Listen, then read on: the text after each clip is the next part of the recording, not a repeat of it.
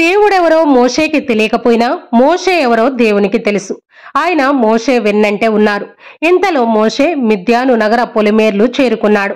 అక్కడ ఒక బావి దగ్గర కూర్చొని విశ్రాంతి తీసుకుంటూ ఉన్నాడు. అంతలో ఆ బావి దగ్గరకు 7 ఆడపిల్లలు గొర్రెలను తోలుకొని వచ్చారు. వచ్చి రాగానే బావిలో నుండి నీళ్లు తోడి పక్కనే ఉన్న తొట్టులన్నీ నింపడం మొదలుపెట్టారు. ఈలోగా అక్కడికి మొరటుగా ఉండే కొంతమంది మగపిల్లలు గొర్రెల మందలను తోలుకొని వచ్చారు. అలా మొరటుగా ఉండే ఆ మగపిల్లలు ఆడపిల్లల యొక్క గొర్రెల మందలను పక్కకు తోలేసి వారి గొర్రెలకు నీళ్లు పెట్టుకోవడం మొదలుపెట్టారు. ఏంటి దౌర్జన్యం, ముందు వచ్చింది మేము అన్నారు ఆడపిల్లలు. మేము మగవాళ్ళం, ముందు మేమే ఉంటాం అంటూ మొరటుగా ప్రవర్తిస్తూ ఆడపిల్లలను పక్కకు నెట్టేశారు. ఇదంతా గమనిస్తున్న మోషే పరుగు పరుగున వచ్చి ఆ మగపిల్లలను అడ్డుకున్నాడు. ఈ ఆడపిల్లలే ముందు వచ్చారు, ముందుగా వాళ్ళ మందలకు నీళ్లు పెట్టుకోవడమే న్యాయం అన్నాడు మోషే. అందుకు మొరటుగా ఉండే ఆ మగపిల్లలు హేళనగా నవ్వుతూ మోషేను కూడా పక్కకు నెట్టేశారు. మోషేకి కోపం వచ్చింది. పక్కనే ఉన్న బండకర్రను తీసుకొని వారందరినీ తరిమి కొట్టాడు. ఆ ఆడపిల్లలు ఎంతో సంతోషించారు. వారి గొర్రెల మందలన్నిటికీ మోషేనే నీళ్లు తోడి పోశాడు.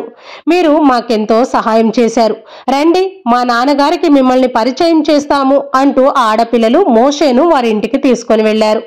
ఆ 7 ఆడపిల్లలు మిద్యాను పూజారి రావువేలు కుమార్తెలు. ఇంటికి వెళ్లగానే బావి దగ్గర జరిగిన గొడవ గురించి, మోషే వారికి చేసిన సహాయం గురించి తండ్రికి పోసగుచ్చినట్లు చెప్పారు. రావువేలు మనసారా మోషేను అభినందించాడు. మిద్యాను రావడానికి గల కారణమేంటి అని అడిగాడు రావువేలు. బ్రతుకు తెరువు కోసం వచ్చాను అన్నాడు మోషే. మా గొర్రెల మందలను కాయడానికి నీలాంటి మనిషి కోసమే మేము వెతుకుతూ ఉన్నాము. నీకు అభ్యంతరం లేకపోతే మా ఇంటి వద్దే ఉండవచ్చు అన్నాడు రావువేలు. సరే అన్నాడు మోషే. ఆ విధంగా మోషే అన్య దేశంలో అడుగు పెట్టగానే ప్రేమతో ఆదరించే మనుషులు దొరికారు. మోషే మంచితనాన్ని చూసిన రావువేలు అతడికి తన కుమార్తె సిఫోరాని ఇచ్చి వివాహం కూడా చేశాడు. వారికి గెర్షోము అనే కుమారుడు పుట్టాడు. ఇంకా తన జీవితం మిద్యానులోనే మారిపోతుంది అనుకున్నాడు మోషే. తన గతాన్ని ఏనాడో మర్చిపోయాడు. భార్య బిడ్డలతో గొర్రెల మందలతో మిద్యాను మైదానంలో సుఖంగా బ్రతుకుదాం అనుకున్నాడు. తన పూర్వీకులైన అబ్రహాము, ఇస్సాకు, ఏకోబులు కొలిచే దేవుడు ఎవరో మోషేకి అప్పటికి ఇంకా స్పష్టంగా తెలియదు.